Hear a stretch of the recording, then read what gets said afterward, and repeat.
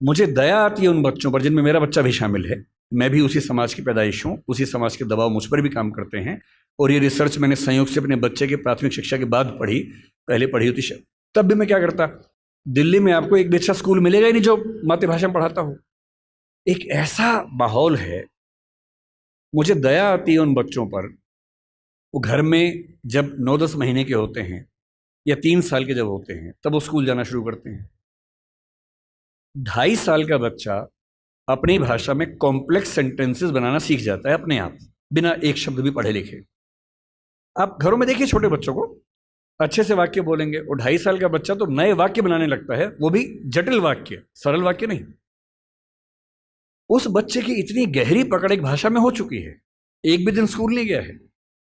और इसलिए मातृभाषा का अध्यापन जब स्कूल में होता है, टीचर को पता होता है कि बच्चे को भाषा पहले से आती है, इसे दुरुस्त करना है, सिखाना नहीं है जीरो से। और वो बच्चा बड़े अच्छे मूड से स्कूल गया, उसे मम्मी को टाटा किया, स्कूल जाके पता लगा टाटा नहीं बोलना, बाय बोलना है। उसकी दुनिया खिसक जाती है उसके पैर के नीचे से।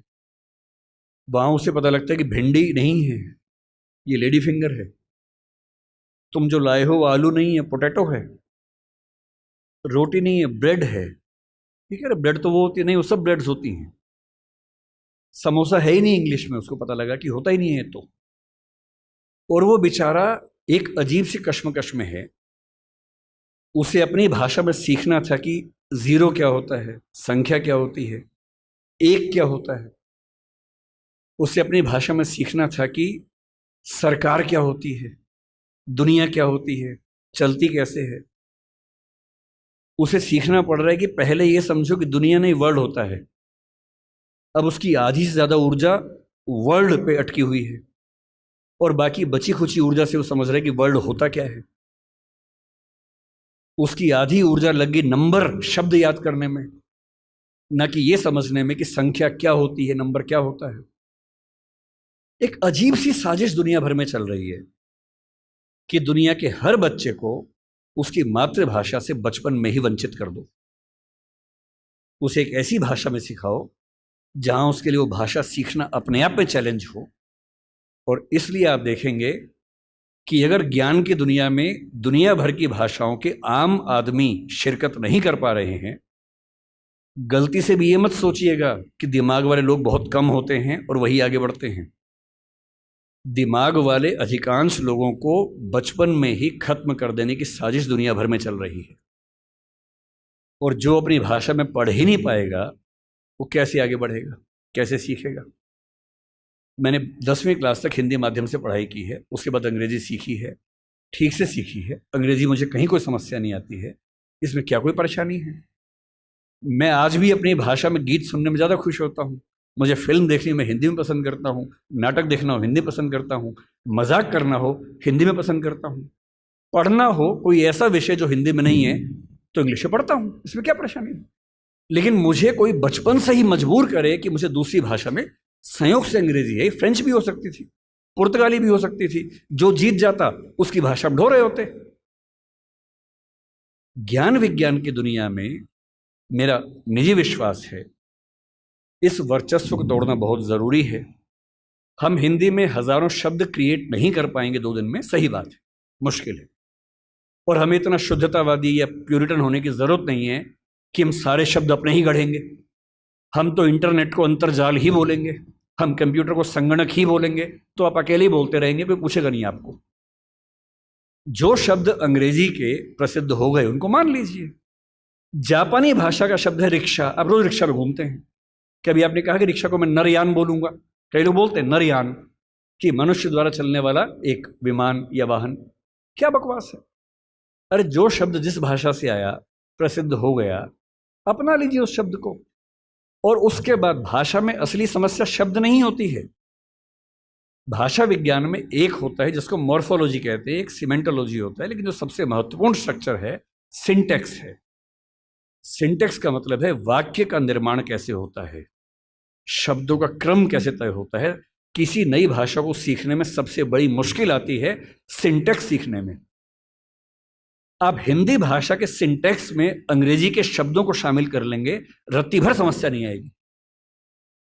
और इसलिए जिसको हम कहते हैं कि अंग्रेजी माध्यम है और हिंदी माध्यम है, कहने की बातें हैं। मैं अंग्रेजी माध्यम में बच्चों को खूब पढ़ाता हूँ, 8-8 घंटे दिन में पढ़ाता हूँ, और वहाँ भी देखता हूँ कि जैसे कोई मुश्किल कंसेप्ट आता है, जब तक अंग्रेजी में पढ़ाने के बाद हिंदी में भी ना समझा दूँ, उनके चेहरे पर 12 बजे रहते हैं, क्योंकि वो हिंदी भाषी समाज के बचपन से लगातार हिंदी बोलने समझने वाले और अंग्रेजी माध्यम लेके एक ज्ञान की भाषा के तौर पर अंग्रेजी पढ़ने वाले व्यक्ति हैं। हंसी मजाक हिंदी में हो तो ठहाके मार के हंसते हैं, इंग्लिश में हो एक आध हंसता है, बाकी इसलिए हंसते हैं कि हंसने की बात थी तो हम भी हंस लेते हैं। नहीं बात बनती। मन की भाषा, आत्मा की भाषा अलग भाषा होती है, ज्ञान की भाषा अलग भाषा होती है, इसमें कहाँ कोई दिक्कत है। और इसलिए मैं आपसे कहना चाहता हूं कि ज्ञान विज्ञान की भाषा के तौर पर, व्यवसाय की भाषा के तौर पर जबरदस्ती एक वर्चस्व का दौर चल रहा है जो खत्म होना चाहिए। मुझे खुशी है कि हमारी वर्तमान सरकार इस मामले में, मैं किसी राजनीतिक दल से ताल्लुक नहीं रखता हूं, मुझे ना सरकार का समर्थक माना जाए ना विरोधी माना जाए, क्योंकि मैं सच में दूरी बना के रखता हूं, बहुत दूर बना के रखता हूं। मैं मुद्दों पर तारीफ करता हूं, मुद्दों पर आलोचना करता हूं। भाषा के मामले में वर्तमान सरकार बेहतर काम कर रही है, ये सही बात है। कई स्तरों पर हमने देखा है। मेडिकल साइंस मध्य प्रदेश से शुरू हुआ, एक ही साल में एमपी में, यूपी में, उत्तराखंड में शुरू भी हो गया। और मैं कई साल से सोचता था कि मेडिकल साइंस में ऐसा क्या है जो हिंदी में नहीं पढ़ सकते। और सोचिए, डॉक्टर बनने के बाद करना क्या आपको डॉक्टर बन के आम आदमी का इलाज करना है। भारत के आम आदमी की हालत क्या है? डॉक्टर के पास जाता है, उसको एक वाक्य समझ में नहीं आता है। डॉक्टर 4 लाइन इंग्लिश की बोलता है, कुछ मुश्किल शब्द बोलता है, तो वो मान लेता है कि ज्ञानी आदमी ठीक बोल रहा होगा। उसे अपनी हेल्थ के बारे में एक वाक्य ठीक से समझ में नहीं आता है। किसी विकसित देश में चले जाइए, डॉक्टर की जिम्मेदारी होती है कि जब तक मरीज सारी बातों को ठीक से न समझ ले तब तक इलाज शुरू नहीं कर सकता है। हमारे देश में भाषा का अंतर ऐसा है कि मरीज अपनी बीमारी को ठीक से कभी समझ ही नहीं पाता है। ऑपरेशन तक की सहमति ले लेते हैं अंग्रेजी बोल के, वो समझ नहीं पा रहा होता, हाँ तो हो गया, साइन कर, हाँ साइन कर दिया। उसमें क्या लिखा हुआ है कि तुम्हारा ऑपरेशन करेंगे, तुम मर भी सकते हो, मर गए तो तुम्हारी जिम्मेदारी है। कुछ पता ही नहीं उस बेचारे को। क्यों भारत का हर डॉक्टर, तमिलनाडु का डॉक्टर तमिल में क्यों ना बात करे पेशेंट के साथ, कर्नाटक का डॉक्टर कन्नड़ में बात करे, हिंदी का डॉक्टर हिंदी में बात करे, और अंग्रेजी मातृभाषा वाले जो 2,70,000 लोग हैं उनके लिए कुछ डॉक्टर इंग्लिश वाले रख लीजिए। डॉक्टर की भाषा तो समाज की भाषा होनी चाहिए, यही कानून के साथ है। हमारी जुडिशरी इतना जबरदस्त जुडिशियल फ्रीडम, जुडिशियल इंडिपेंडेंस, संविधान का मूल ढांचा है, सब बातें बढ़िया हैं। पर जिस देश की आबादी में 2,70,000 लोग अंग्रेजी मातृभाषा वाले हों, उस देश का सुप्रीम कोर्ट सारे निर्णय अंग्रेजी में ही देगा, ये कहाँ का लोकतंत्र है? यहाँ आपका जो जुडिशियल इंडिपेंडेंस है या जुडिशियल रिस्पॉन्सिबिलिटी है वो कहाँ चली जाती है? उस समय आपके सुप्रीम कोर्ट में मधु लिमये नाम के व्यक्ति जिद करते हैं कि मैं हिंदी में अपनी बात रखूंगा, आप उनको परमिशन देने के बाद नकार देते हैं कि हमसे गलती हो गई, ऐसा नहीं कर सकते हैं। मेरे देश में, मेरे सुप्रीम कोर्ट में अपनी भाषा में आप बोल भी नहीं सकते। आप 28 राज्यों में से केवल 4 राज्यों में हिंदी में हाई कोर्ट में बात करने की परमिशन देते हैं। पर लोकतंत्र का मतलब क्या होता है? कुछ गिने चुने एलिट्स के हिसाब से जनता अपनी भाषा बदलेगी या जनता की भाषा से प्रशासक भाषा बदलेंगे अपनी? अगर लोकतंत्र है तो लोकतंत्र में जनता की भाषा ही केंद्र में होनी चाहिए, कोई और भाषा केंद्र में कैसे हो सकती है? पर हम लोग इतने आदी हो चुके हैं, हम स्लेव मेंटेलिटी के इतने अभ्यस्त हो चुके हैं कि हम ये प्रश्न कभी नहीं करते। हमारे सुप्रीम कोर्ट के चीफ जस्टिस या कोई जज हिंदी में क्यों नहीं बात कर पाते? और नहीं कर पाते, मैं फिर बार बार कह रहा हूँ, मामला सिर्फ हिंदी का नहीं। मेरी इच्छा है कि सुप्रीम कोर्ट के बहुत सारे जजेस में कुछ को तमिल ठीक से आती हो, कुछ को तेलुगु अच्छे से आती हो, कुछ को मराठी आती हो, कईयों को हिंदी आती हो। और बेंच का फैसला करते हुए ये भी एक पॉइंट ध्यान में रखा जाए कि मामला कहाँ का है और उस मामले में ऐसे जज को प्राथमिकता मिले जो उस भाषा को जानता हो, ताकि केस मेरा है, मुझे हिंदी आती है, मेरा वकील अंग्रेजी में कुछ कुछ बोला, जज ने कुछ कुछ बोला, फैसला हो गया, मुझे पता ही नहीं कि क्या हुआ, और इतने में पुलिस आगे मुझे ले गई और मैं परेशान हूं कि हुआ क्या। मेरे मामले के किसी प्रसंग में मेरी भूमिका ही नहीं है, क्योंकि सारी प्रक्रिया 2 ऐसे व्यक्तियों के बीच में चल रही है जिनके पास एक भाषा है जो मेरी भाषा नहीं है, जबकि मामला मेरा है। और कहने को लोकतंत्र है। ये लोकतंत्र नहीं है, ये भाषा के स्तर पर तानाशाही है, बुरी चीज है। और मैं जब भी ये बात कहता हूं, बार बार कहता हूं, ज्ञान की भाषा के तौर पर अंग्रेजी का सम्मान करना जरूरी है, क्योंकि रिसर्च आप उसके बिना नहीं कर पाएंगे। बहुत मामलों में सीखने की जरूरत है, उससे भी, जापानीज से भी, फ्रेंच से भी, सबसे सीखने की जरूरत है। लेकिन आपके देश के सुप्रीम कोर्ट में, हाई कोर्ट में आपकी भाषा में बात ना होती हो, ये बुरी बात नहीं है, शर्मिंदगी की बात है। हमें एक समाज के तौर पर शर्म आनी चाहिए, ये उससे कम बात नहीं है। इसलिए जब कोई मुझसे कहते कि राजभाषा के तौर पर आपकी क्या कल्पना है, 14 सितंबर का दिन आज है, हम आज के दिन ये सेमिनार क्यों कर रहे हैं? 14 सितंबर 1949 को शाम को 6 बजे एक फैसला हुआ था। एक अजीब सी अफवाह लोगों ने उड़ा रखी है। कहते हैं कि 14 सितंबर को मतदान हुआ कि भारत की राजभाषा कौन सी होनी चाहिए, हिंदी या अंग्रेजी। वोटिंग हुई, आधे वोट हिंदी के पक्ष में उठे, आधे अंग्रेजी के पक्ष में उठे, एकदम बराबर हो गया। कई लोग संख्या बोलते हैं, 77 हो गया। और तब स्पीकर ने, डॉक्टर राजेंद्र प्रसाद ने अपना कास्टिंग वोट दिया, क्योंकि उनके पास अधिकार है कि वोट डाल सकते हैं लास्ट में, अगर बराबर हो जाए तो, हिंदी के पक्ष में दिया, और इससे हिंदी भारत की राजभाषा हो गई। इससे बड़ा कोई झूठ नहीं है।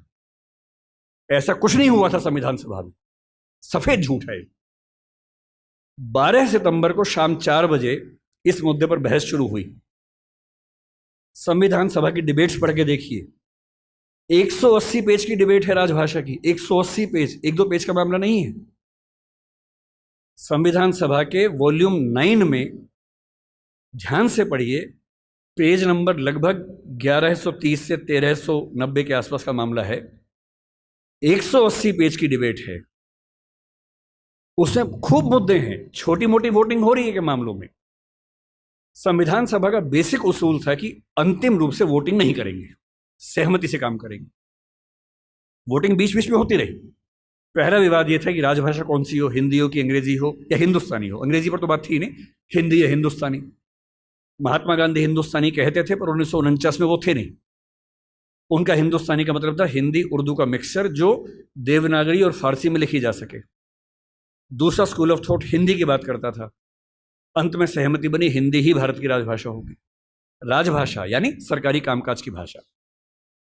दूसरा सवाल था कि लिपि कौन सी हो, देवनागरी हो, कुछ ने कहा कि देवनागरी और फारसी हो, कि हिंदी को फारसी में भी लिख सके। कुछ ने कहा देवनागरी और रोमन हो, हिंदी को रोमन में, जैसे व्हाट्सएप में लिखते हैं वैसे लिख सके। खूब विवाद हुआ, अंत में हुआ कि देवनागरी ही लिपि होगी।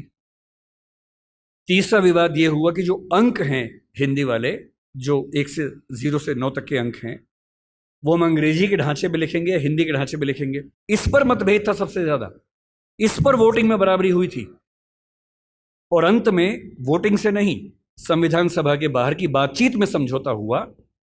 मुंशी साहब थे, के एम मुंशी थे, आयंगर साहब थे, उनकी बातचीत में समझौता हुआ कि ठीक है, अंतर्राष्ट्रीय अंक मान लेंगे। और उसके बाद गहमा गहमी के बाद, 2 घंटे की रिसेस के बाद, 14 सितंबर शाम 6 बजे आखिरी सेशन इस मामले पर हुआ, 2.5 दिन की बहस के बाद। और तब ध्वनि मत से, बिना किसी वोटिंग के प्रस्ताव पारित हुआ कि हिंदी भारत की राजभाषा होगी, देवनागरी उसकी लिपि होगी, और अंकों का अंतर्राष्ट्रीय स्वरूप उसका स्वरूप होगा। इस झूठ को मन से निकाल दीजिए। ये झूठ मैंने भी 1000 बार सुना था अपने अध्ययन के दौरान, हमारे अध्यापकों को भी ऐसा लगता था, मुझे भी ऐसा लगता रहा कई साल तक। संविधान सभा की डिबेट्स बढ़ी तब समझ में आया कि ये भ्रांति है, ऐसा कुछ नहीं हुआ था। पूरी सहमति के साथ भारत की राजभाषा हिंदी बनी थी 14 सितंबर को, और इसलिए आज के दिन को हम लोग हिंदी दिवस मानते हैं। और क्यों ना बनती, आप सोचिए क्यों ना बनती। दुनिया में 2 तरह के देश हैं, एक इंग्लैंड जैसा है, फ्रांस है, स्पेन है, जर्मनी मान सकते हैं, आज के समय के जर्मनी मान सकते हैं, उस समय का तो नहीं, आज के जर्मनी मान लीजिए, आप ग्रीस को मान लीजिए। ये सब देश वो हैं जो एक देश एक भाषा वाले लोग हैं। बांग्लादेश को मान लीजिए, बांग्ला बोलते हैं, एक देश एक भाषा है। पर कुछ देश ऐसे होते हैं जहां एक भाषा नहीं होती है। स्विट्जरलैंड में देखिए, छोटा सा देश है, 3 राजभाषाएं वहां पर हैं। बेल्जियम में देखिए, छोटा सा देश है, पर वहां भाषाएं 1 से ज्यादा चलती हैं। तो उस समय एक डिबेट थी कि भारत का मॉडल कौन सा होगा। क्या हम इंग्लैंड, फ्रांस, जर्मनी के मॉडल पे चलेंगे, या हम स्विट्ज़रलैंड और बेल्जियम के मॉडल पर चलेंगे? तो क्योंकि भारत में भाषाएं बहुत ज़्यादा थी, उस समय हमने 14 भाषाओं को संविधान में स्थान दिया। शुरू में 13 को दिया, बाद में एक और जोड़ दिया। तो अब तो खैर 22 भाषाएं हैं 8वीं अनुसूची में। डिबेट ये थी कि भारत की राजभाषा कौन सी हो। ऐसे मामले में दो ही फैसले हो सकते हैं। एक तो ये हो सकता है कि भाई जितनी महत्वपूर्ण भाषाएं हैं सबको बना दो। अगर सबको बनाएंगे तो हर डॉक्यूमेंट 10 भाषाओं में बनेगा, वो आसान काम नहीं है। दूसरा, लोकतंत्र में क्या तरीका है, जिस भाषा को बोलने वाले समझने वाले सबसे ज्यादा हैं उसको बना दीजिए। यही सहमति बनी। स्वाधीनता संग्राम में हिंदी को राष्ट्रभाषा राजभाषा बनाने की बात किन लोगों ने की, आपने कभी गौर किया है? हिंदी को राष्ट्रभाषा बनाने के सबसे बड़े समर्थक कौन थे? महात्मा गांधी, गुजरात के थे, गुजराती आदमी।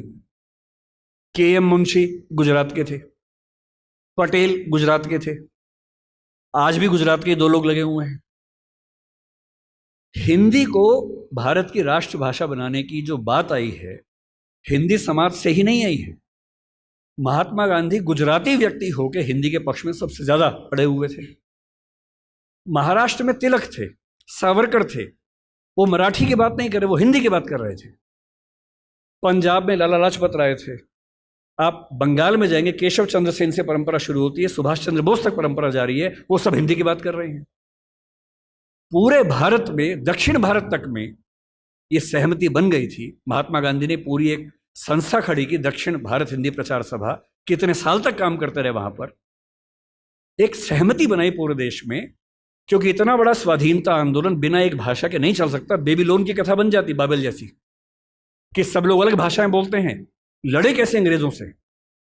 इसलिए कांग्रेस ने 1915 के आसपास से ही भाषा पे काम करना शुरू किया और ये मान लिया कि जब तक अंग्रेजी में काम करेंगे वकीलों का आंदोलन रहेगा, जनता का नहीं बनेगा। वो वकीलों का आंदोलन जनता का आंदोलन तब बना जब लोक भाषाओं में लड़ा गया, और लोक भाषाओं में सबसे बड़ी भूमिका हिंदी की रही। आज अगर कोई मुझसे पूछे कि भारत में कौन सी राजभाषा या संपर्क भाषा बन सकती है, आप डेटा देखिए, सेंसस को देखिए। हिंदी बोलने वालों की कुल संख्या पहली, दूसरी, तीसरी भाषा के तौर पर भारत में कितनी है इस समय? 69 करोड़ है 2011 के सेंसस में। 57% ऑफ पॉपुलेशन भारत की, first, second, third. First language में 43.6% है, तीनों मिला लें 57%, 69 करोड़ संख्या है। क्यों है? 10 राज्य हिंदी भाषा वाले हैं। फिर वो सारे राज्य जो संस्कृत से ही बने हैं, वो हमारे ननिहाल के हैं। इसलिए आप महाराष्ट्र जाएंगे, क्योंकि मराठी संस्कृत से बनी है, आपको मराठी हिंदी में दिक्कत नहीं आती, क्योंकि दोनों की रूट सेम है। यही गुजराती में है, यही पंजाबी में है, यही सिंधी में है, यही असमिया में है, यही ओडिया में है, यही बांग्ला में है। ये सातों राज्यों की भाषाएं संस्कृत के रूट से बनी हुई है, इसलिए हमारी रूट सेम होने से दिक्कत नहीं आती है। केवल दक्षिण भारत की चार भाषाएं मुख्य रूप से, और उत्तर पूर्व की, असम की आगे की भाषाएं। उत्तर पूर्व में भी आप अरुणाचल प्रदेश जाइए, हिंदी में कहीं कोई दिक्कत नहीं है। अरुणाचल प्रदेश में बड़ा आश्चर्य की बात है कि हिंदी सब बोलते हैं। अंडमान निकोबार जाइए, हिंदी सब बोलते हैं, वहां पर कहीं कोई समस्या नहीं। हैदराबाद में हैदराबादी हिंदी चलती है। मुंबई मराठी क्षेत्र होकर हिंदी का गढ़ बना हुआ है। और जो दक्षिण के 4 राज्य हैं उनमें भी, क्योंकि 10वीं क्लास तक हिंदी आमतौर पर स्कूल में पढ़ाई जाती है, तमिलनाडु में कुछ गांवों को छोड़ देंगे, मैं पूरा भारत ठीक से घुमा हुआ है, और मुझे आज तक हिंदी से काम चलाने में दिक्कत नहीं आई। 69 करोड़ की आबादी 121 करोड़ में से आज 145 करोड़ हैं। ये संख्या मिनिमम आप मान के चलिए कि 75 करोड़ के आसपास होने वाली, 80 करोड़ होने वाली है। इस 69 करोड़ अगर मैं 2011 की बात मान लूं, तो तुलना में कौन है? नंबर 2 पर कौन आता है? बांग्ला। हिंदी में कितना है? 57% है। बांग्ला में कितना है? 9% है। आप किसे बनाएंगे राजभाषा भारत की? संपर्क भाषा किसे बनाएंगे? 57% के बाद सीधा 9% है। नंबर 3 पे मराठी आती है, अभी आ गई है। पहले नंबर 3 पे तेलुगु थी, अब मराठी आ गई है। कितना है? 8.7% है। नंबर 4 पर तेलुगु है, 8% के आसपास है। यानी एक भाषा बोलने वाले 57% हैं। नंबर 2 वाले 9, 8.7, 8, 6, 4, 3। क्या लोकतांत्रिक तरीके से कोई कंपटीशन बनता है किसी तरह का? और संपर्क भाषा संविधान लिखे या ना लिखे, संविधान में लिखा भी नहीं है। संविधान में कहीं नहीं लिखा कि भारत की संपर्क भाषा कौन सी है, ना लिखा है भारत की राष्ट्रभाषा कौन सी है, केवल लिखे भारत की राजभाषा कौन सी है। 14 सितंबर को हुआ था, उस समय आर्टिकल 301 था, लेकिन जब संविधान फाइनल हुआ तो आर्टिकल 343 से 351 तक का हिस्सा जो अंतिम प्रारूप संविधान का बना उसमें राजभाषा का है। भाग 17 है, जो प्रारूप में भाग 14 था। इसलिए हमें डरने की जरूरत नहीं है। हम स्वाभाविक तौर पर भारत के भाषा के डेमोग्राफी के नक्शे में सबसे बुलंद आवाज हैं, तो हमारी आवाज की पहचान होनी चाहिए। हमें खौफ किस बात का होना चाहिए? क्यों मिरांडा बनने की जरूरत है भाई? अपने धौस में रहिए, आत्मविश्वास से भर के रहिए।